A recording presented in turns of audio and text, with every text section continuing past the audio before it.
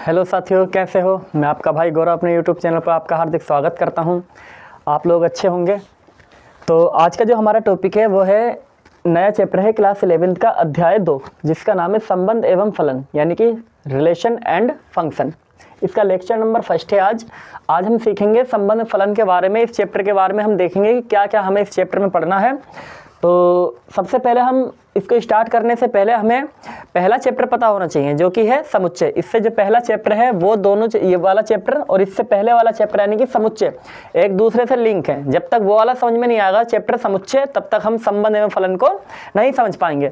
तो यदि आपने हमारा पहला चैप्टर नहीं देखा तो सबसे पहले आप उस चैप्टर को देखिए, उसमें जो भी टॉपिक है आप उसको पढ़िए, फिर उसके बाद में संबंध एवं फलन के बारे में आपको अच्छे से समझ में आएगा। तो आइए हम स्टार्ट करते हैं संबंध एवं फलन। तो संबंध एवं फलन को पढ़ने से पहले हमें एक टॉपिक है इसके अंदर ही, जिसको हम बोलते हैं समुच्चयों का कार्तीय गुणन। समुच्चय हमने पीछे पढ़ा है। समुच्चयों का क्या देखना है हमें? कार्तीय गुणन। तो समुच्चय का कार्तीय गुणन क्या होता है? तो आइए इसको हम एक एग्जाम्पल के द्वारा समझते हैं कि समुच्चयों का कार्तीय गुणन क्या है। मान लिया हमने कि कोई ए समुच्चय है जिसके अंदर, ये समझ लो हमारे पास ऐसा है, एक एग्जाम्पल से दैनिक जीवन के एग्जाम्पल से इसको अगर समझें हम कि कार्तीय गुणन क्या हुआ। तो हमारे पास ऐसा है कि एक तो है हमारे पास शर्ट और एक है T shirt. Shirt T shirt है और बाकी हमारे पास तीन, मान लो ये पैंट है और इधर मान लिया हमने एक पैंट हो गई, पैंट कपड़े की पैंट मान ली, इधर जीन्स है और एक मान लिया हमारे पास पजामा है, पायजामा। तो हमारे पास कितनी चॉइस हैं? यानी कि हमारे पास चॉइस ये है कि हम भाई शर्ट के साथ पैंट पहन सकते हैं, नहीं पहन सकते हैं। हमारे पास चॉइस ये भी है कि हम शर्ट के साथ जीन्स पहन सकते हैं। ये भी चॉइस है कि हम शर्ट के साथ पजामा पहन के रात को सो जाएं, भाई शर्ट के साथ पजामा पहन लेंगे। या ऐसा हो सकता है कि भाई टी शर्ट है उसके साथ हम पैंट पहने, या टी शर्ट के साथ जीन्स पहने, या टी शर्ट के साथ पजामा पहने। तो हमारे पास ऐसे कितनी चॉइस हो गई? 6 चॉइस हो गई। यानी कि शर्ट के साथ पैंट पहन लें, शर्ट के साथ जीन्स पहन लें, शर्ट के साथ पजामा पहन लें, या टी शर्ट पहने पैंट के साथ, या टी शर्ट पहने जीन्स के साथ, या टी शर्ट पहने पजामे के साथ। तो यहाँ से हमने यही लिखा कि हमारे पास इधर एक शर्ट है, यानी कि एक समुच्चय है ए जिसमें शर्ट है और टी शर्ट है।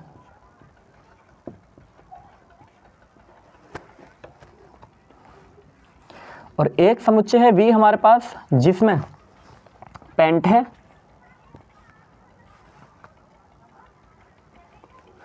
क्या है? पैंट है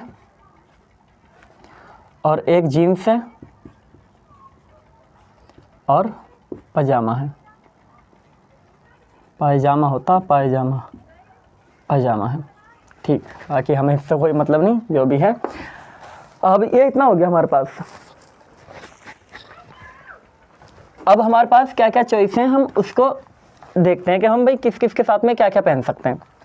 देखो, हम पहन सकते हैं पहले कि भाई शर्ट के साथ में हमने क्या लगा दिया, शर्ट के साथ में हम पैंट पहन ली, तो ये एक सेट बन गया हमारा, इसे अलग कर दिया हमने। बाकी हमने एक चॉइस क्या है कि शर्ट के साथ हम जीन्स पहन लें। एक ये भी है कि हम शर्ट के साथ पजामा पहन लें।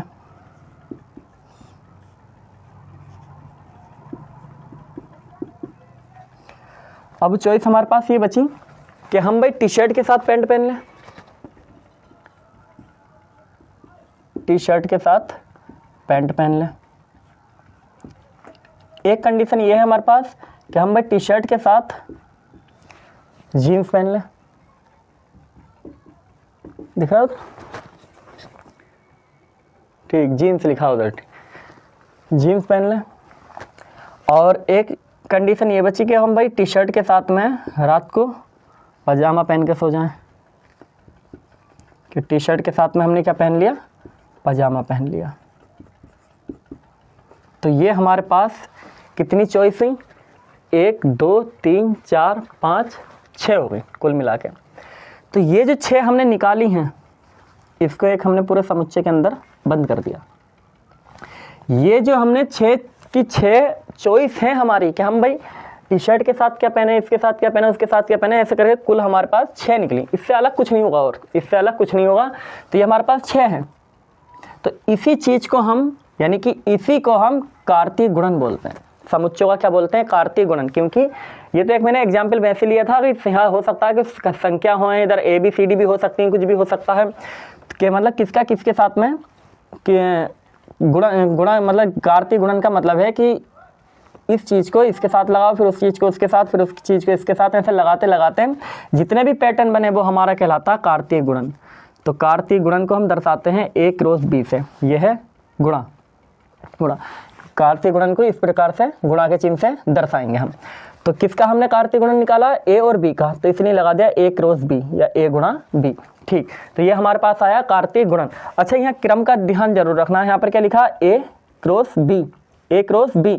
तो A पहले है तो पहले A के अवयव ही लोगे। मतलब पहले जैसे A क्रॉस B आया तो पहले स्टार्टिंग A के अवयव से करोगे। पहले A का अवयव, फिर B का, फिर A का, फिर B का, फिर A का, फिर B का, फिर A का, फिर B का, फिर A का, फिर B का। इसी प्रकार से यदि हम निकालें B cross A, B cross A अगर हम देखें तो B क्रॉस A क्या होगा? अब बात तो वही है, अवयव तो वही आएंगे, उतने ही आएंगे, लेकिन अब पैटर्न चेंज हो जाएगा। पैटर्न क्या हो जाएगा? अब चेंज हो जाएगा। पैटर्न क्या होगा कि अब पहले हम B के जो समुच्चय है B, उसके अवयवों को लेंगे। तो अब क्या लिया हमने अवयव? जैसे पैंट, पहले पैंट के साथ हमने क्या लगा दिया? शर्ट ले ली, एक बन गया ये। फिर पैंट है, पैंट के साथ में हमने टी शर्ट ले ली, ये हो गया। ऐसी अब पैंट दोनों के साथ हो गई। अब जीन्स को लो, तो जीन्स के साथ में क्या? शर्ट ले ली। फिर जीन्स के साथ में हमने टी शर्ट ले ली। ऐसे ही अब जीन्स दोनों के साथ हो गई। अब पजामा, पजामा के साथ हमने क्या ली? शर्ट ले ली। ऐसे ही हमने पजामा के साथ क्या ले लिया? टी शर्ट ले ली। ये समुच्चय में इसको बंद कर दिया। तो ये B क्रॉस A निकल के हमारे पास आ चुका है। तो ये जो हम कर रहे हैं कि इसके मतलब जो पहला अवयव है उसके सभी अवयव के साथ में, फिर जो दूसरा है उसके सभी अवयव के साथ में, मतलब गुणा कर रहे हैं एक प्रकार से हम। तो इसी चीज़ को हम बोलते हैं समुच्चयों का कार्तीय गुणन। उम्मीद है ये समुच्चयों का कार्तीय गुणन आपको समझ में आया होगा। इसका स्क्रीनशॉट ले लीजिए आप। देखिए आ गया एक एग्जाम्पल हमने लिया। अभी तो हमने वैसे ही एक दैनिक जीवन के एग्जाम्पल से देखा। अभी हमने एक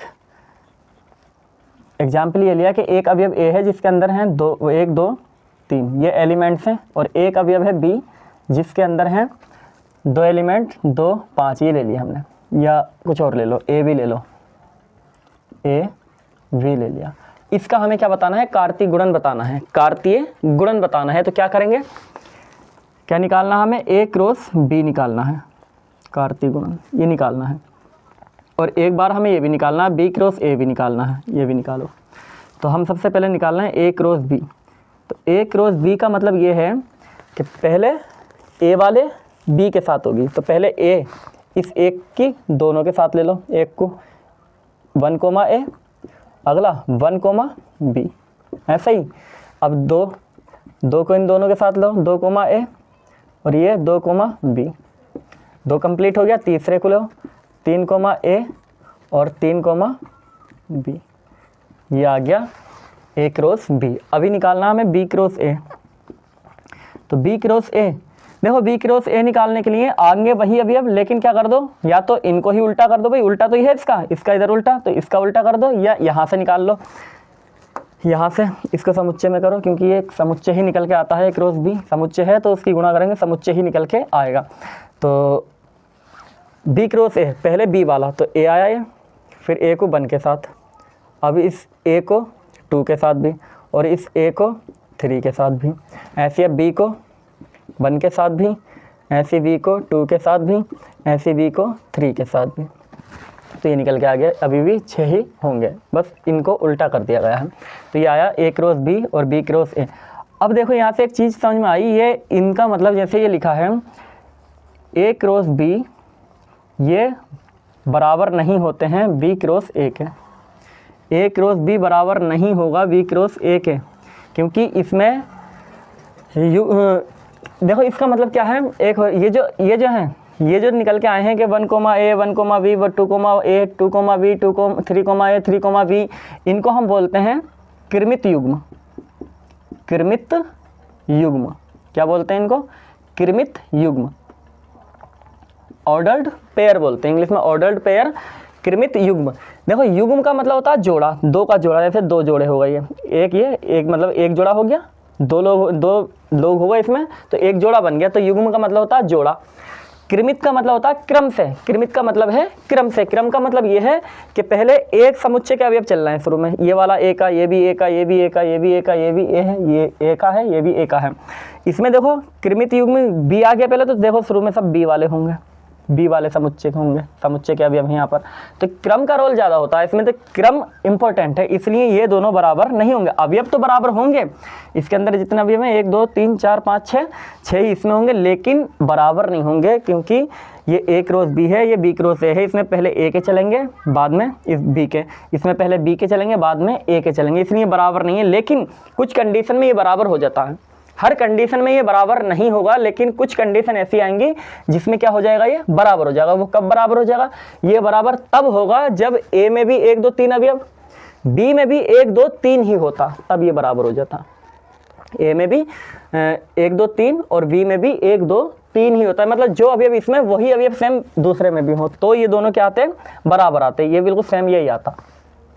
तो एक कंडीशन ये हमें यहाँ से पता चली, तो इसका स्क्रीनशॉट ले लीजिए आप। हाँ, तो ये याद रखना कि इनको हम क्या बोलते हैं, ये जो लिखे हैं ये अंदर जो है इनको बोलते हैं कृमित युग्म। ये सारे कृमित युग्म हैं, कृमित युग्म। ठीक,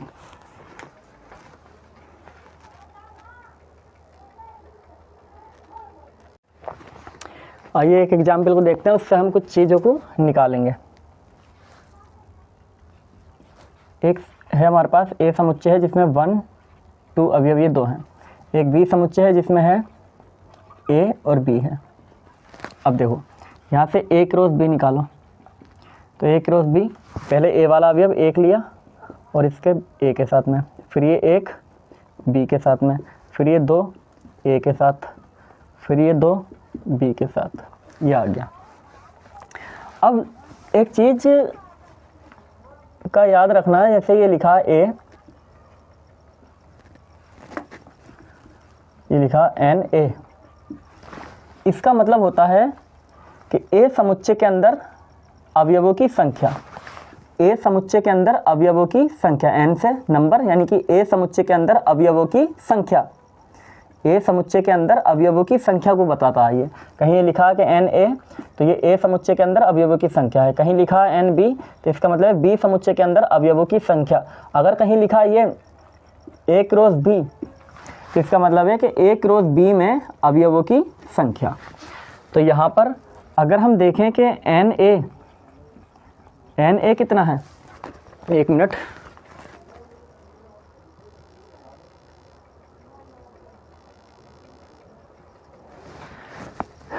यदि हम देखें कि एन ए, इसका मतलब क्या है, ए समुच्चय में अवयवों की संख्या कितने हैं, ए के अभी अंदर 1 2 अवयव हैं, तो इसका मतलब ये हुआ।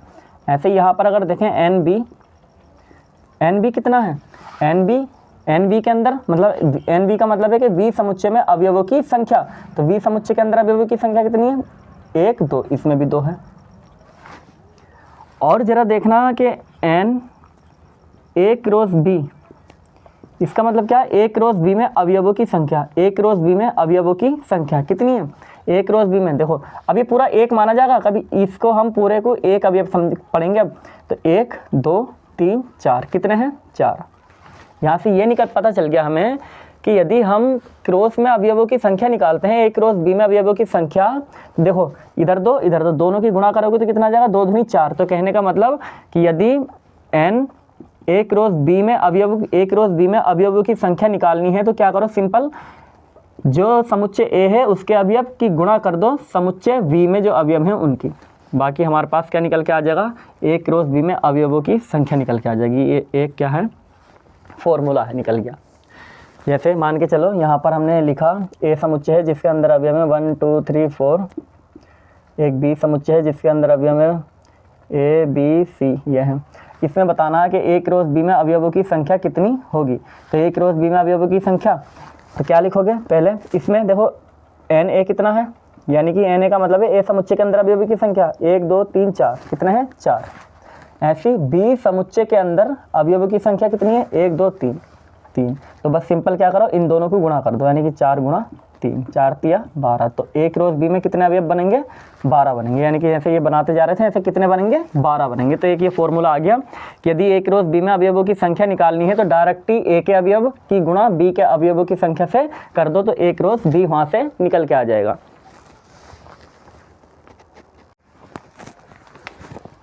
अब देखिए ये भी एक इम्पोर्टेंट क्वेश्चन है कि जैसे कि अभी तो हमने 2 समुच्चय लिए, जैसे 1 2, इसमें 3, और एक ले लिया हमने बी जिसमें है 1 2, एक सी ले लिया हमने जिसमें है ए बी, यानी कि 3 समुच्चयों के साथ में भी कार्तीय गुणन निकाला जा सकता है। केवल 2 के ही साथ नहीं, कितनों के भी साथ हम कार्तीय गुणन निकाल सकते हैं। तो अभी हमें 3 के साथ कार्तीय गुणन निकालना है, यानी कि ए क्रॉस बी निकालना है, सी निकालना है, ये निकालना है। तो अब इसका करने का तरीका ये होगा, या तो तुम पहले 2 का निकाल लो, ए क्रॉस बी निकाल लो, या तुम्हारा मन करे कि बी क्रॉस सी एक बार निकाल लो, फिर उसको ए के साथ निकाल लेना, तो भी सेम ही आंसर आएगा। तो हम क्या करते हैं, पहले ए क्रॉस बी निकालेंगे, बाद में सी के साथ निकालेंगे उसे। तो सबसे पहले हम निकालेंगे ए क्रॉस बी।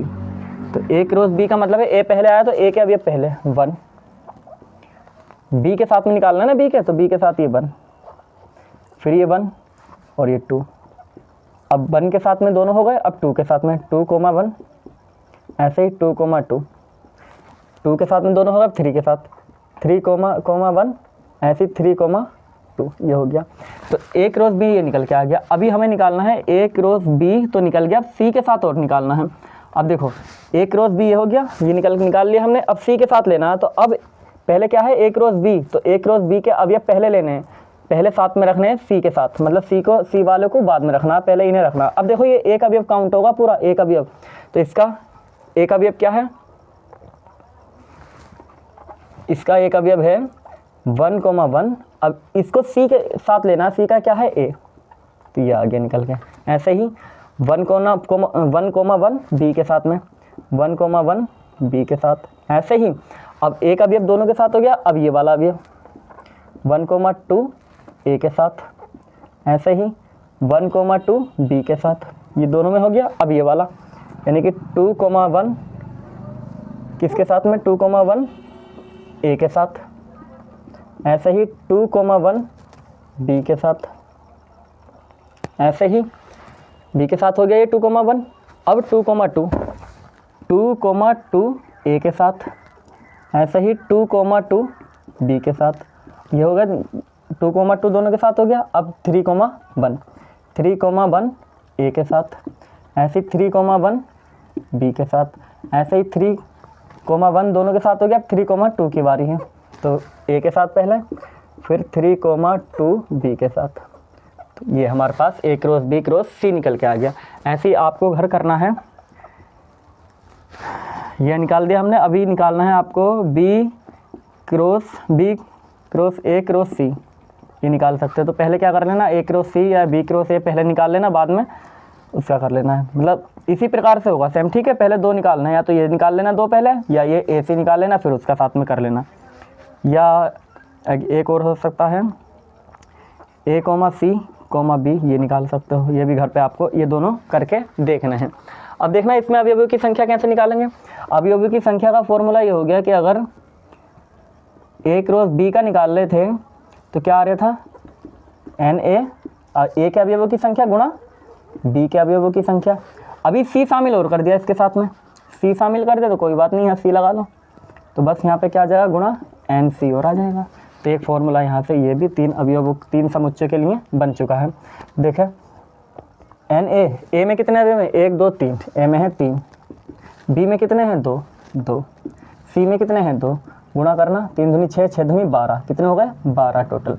और ज़रा गिनना 12 है नहीं है, 1 2 3 4 5 6 7 8 9 10 11 12। तो डायरेक्ट ही हम अवयवों की संख्या बता सकते हैं, लेकिन उसकी सूची बनाना इस प्रकार से, ये सूची बनाई जाएगी इस प्रकार से, लेकिन संख्या हम डायरेक्ट ही गुणा करके उनके अवयवों की बता सकते हैं।